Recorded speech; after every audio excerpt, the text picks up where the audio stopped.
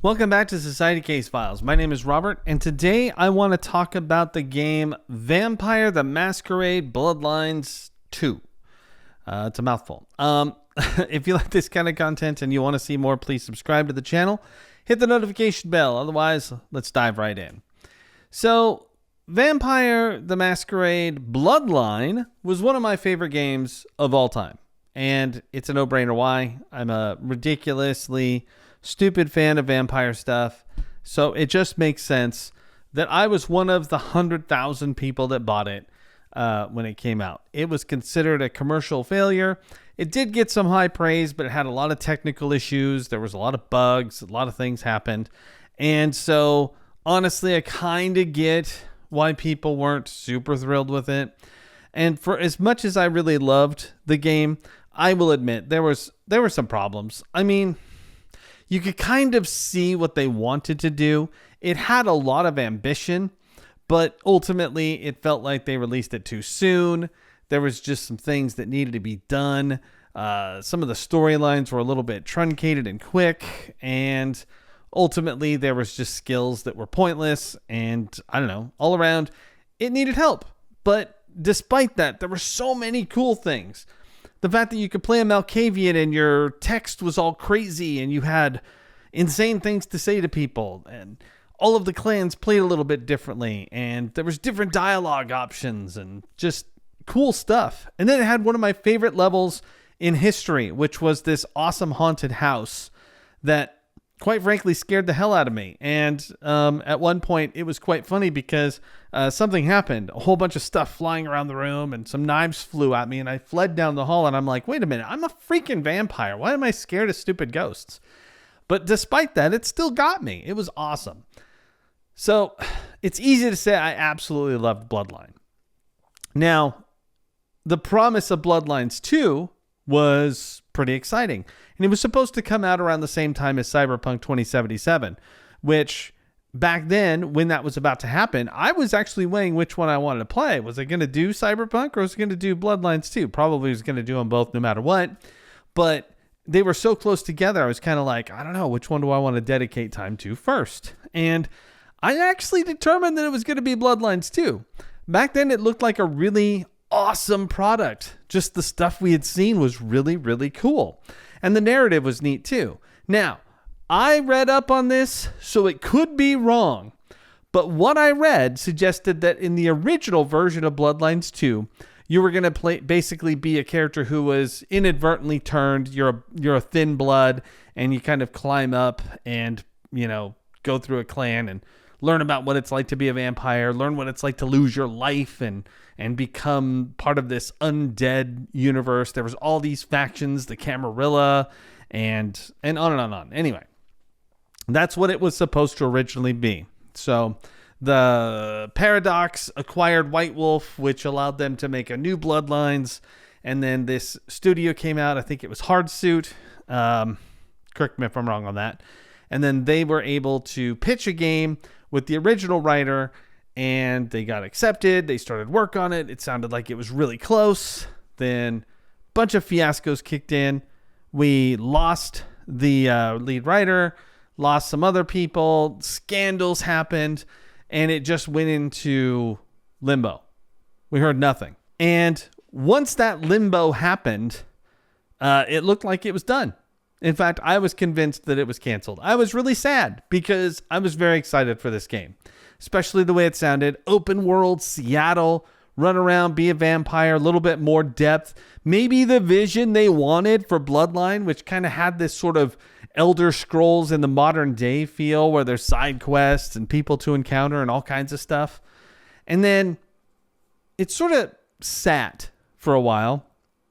And then all of a sudden, we had a new developer. I think there might have even been two places that tried to develop it before it landed in the Chinese room's lap.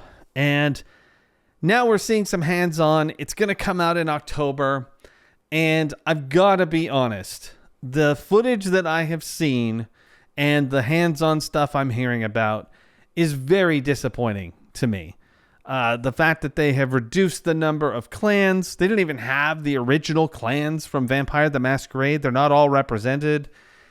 The combat system is very melee focused. And even though you can use firearms, it's with telekinesis. Come on, guys. What is this about?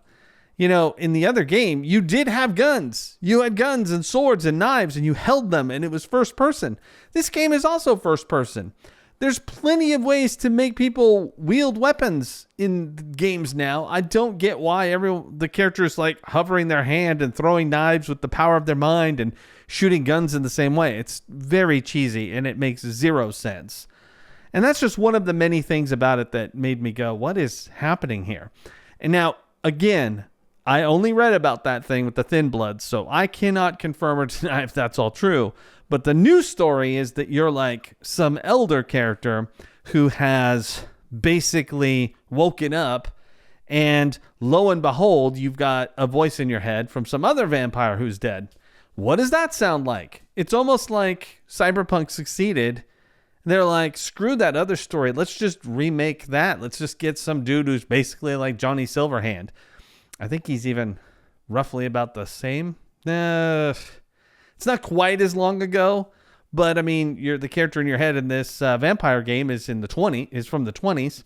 So you've got a spectral character who can help with like the inner dialogue and the conversations that I'm sure you'll have with it. And I mean, it's not like Cyberpunk's the only game to have done it. We've got plenty. Baldur's Gate 3 even has it.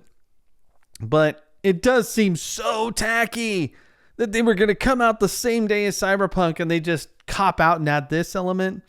And here's the thing. The storyline might be awesome. It might be really cool. But it's having just come off a fantastic game that did this, it's really hard to give them props or even feel like they're doing something original. Couple all of this with the fact that the game developer that's doing it isn't really known for this kind of game, which is sort of evident in the sense of not having like held items, no guns, no knives. Like I said, it makes a little bit more sense that maybe that's just not their forte, but they can do the melee and stuff. I don't know. Some of the people who have played it have called the combat repetitive, not all that exciting because of that. I don't know. It looked fun enough to me. I guess it's really going to boil down to how long it takes to beat the game. Now, knowing that they generally make walking simulators is what I've heard. It may not be all that long, especially since each of the clans has a mastery level and they're talking about replayability. The clans they chose are unusual. You've got the Bruja, you've got the Tremere, the Banu Hakim, and then the Ventru. I think that's the 4. And then they had day 1 DLC of the Toreador and the La Sombra. I think they reneged on that. I think I just read that they decided to not make that day 1 DLC. It was going to be like $20 to have these 2 additional clans, one of which is one of the original 7. I mean, guys, what is happening here? No Gangrel, no Malkavian, no Nosferatu. Maybe in the future, I guess. I don't know. It just, Bloodline didn't really feel like the kind of game that was going to have a bunch of DLC.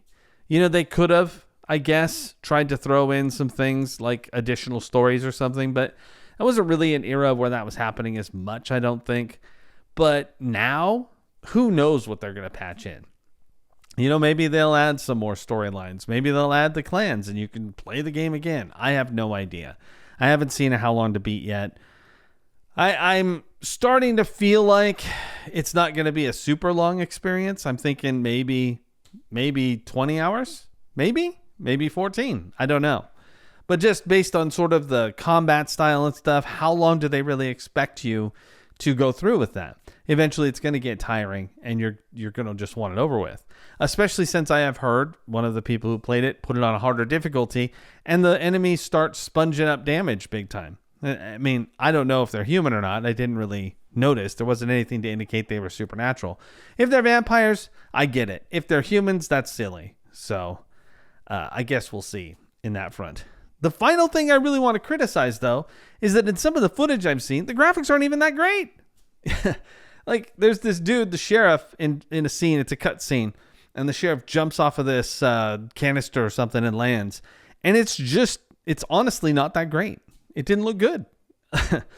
It's not awful, but it's not 2025 graphics. It's not even Cyberpunk 2077 graphics. And that's now several years old. So I've heard the voice acting is at least good. And hopefully that's enough to carry some of these poor animations through. Oddly, they had full character generation planned for this game. I mean, you were supposed to be able to do much like you did in Bloodlines 1. Make a character, pick your clan or whatever. You know, you're a thin blood. Maybe you won't pick a clan then, but pick some disciplines and go for it. Full generation, hairstyle, everything. But now, apparently, you just get to pick your gender and play a character that they have named. And I mean, Cyberpunk did it too. I mean, honestly, I think they have pretty much done everything in their power to make Cyberpunk with Vampire. I mean, I think they're stealing as much as they can and get away with it, and then dripping in as little of the Vampire stuff as they could. It has the look and feel of the stuff I saw way back when they first talked about it and were showing off some graphics. But since then, I think that they have completely lost the path, and it makes me really sad because I don't think we're going to get a proper Vampire the Masquerade role-playing game now. You know, a while back, Swan Song came out, and it seemed like it was sort of a crappy way to distract us from the fact that Bloodlines had yet to come out. And then I played it. I'm going to play this too. No matter what I sound like and all this complaining and whining and criticizing, I'm going to play the damn game, and I'll probably even love it. But why I'm upset, besides the things I've said, is that we're not going to get a proper Bloodlines game again. I don't think that this game is going to spawn a third one that actually does the first game justice. If you got a second one, it's going to be more like this one if it's, you know, a big success. I'm skeptical if it will be. I mean, the first game could have been a bigger success than it was, but, you know, what can you do? As much of a cult classic as it might have been, that didn't matter too much because it eventually couldn't really run easily on computers. And then people are putting out, you know, player-made patches and stuff. I just don't know that there is enough substance in Bloodlines 2 from what I've seen, what I've read. I watched a whole bunch of videos, game companies doing, or, you know, like GameSpot style companies doing reviews and talking about their first impressions, and random people who got their hands on it, and so on and so forth. All kinds of stuff like that. And I watched them all. And actually, the reason I'm even making this video is because I kept ranting about it to myself about what I'd been seeing. So I finally was like, well, I've seen so much stuff now, I may as well sound off on it. And while other people are cautiously optimistic that it will be good, I'm going to be a realist and say I will probably enjoy playing this game, but I do not believe that it is going to necessarily be a good game. It might be an entertaining game. If I had to randomly guess, and I will totally eat crow in a couple months when it comes out and I'm wrong, if I had to guess, this will at the most get a 7 out of 10 from IGN, a Metacritic of around 40 to 50, and user scores ranging from this performs terribly, it's redundant, to fanboys who are giving it 9s and 10s. But I'd suspect that in Metacritic, the audience score is going to be between 5 and 6. That's just my guesses. I could be completely wrong. I think just from what I've seen of it, I would probably be in the 7 range. Just if I was told that this was the game, what we saw right now, all the things I watched, I'd say it's probably a 7 game. And that's generous. But we will see. I am hopeful, even though I'm realistic, that I will love this game and have a great time with it. When it comes out in October, we'll dive deeper, obviously.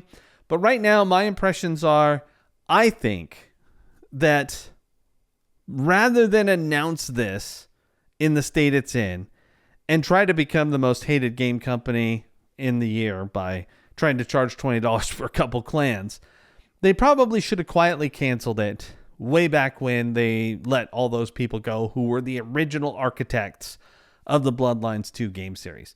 I mean, those guys had a vision. They were going to bring it to fruition. Whatever reasons, they're gone. They're gone. And right, wrong, or indifferent, that should have been the end of it. But they fished around. They got someone else to do it. And now I think they kind of screwed it up. But let's just say I hope I'm wrong. But anyway, what do you think? Have you watched some of the videos? Have you listened to some of these guys talk about their impressions of playing the game?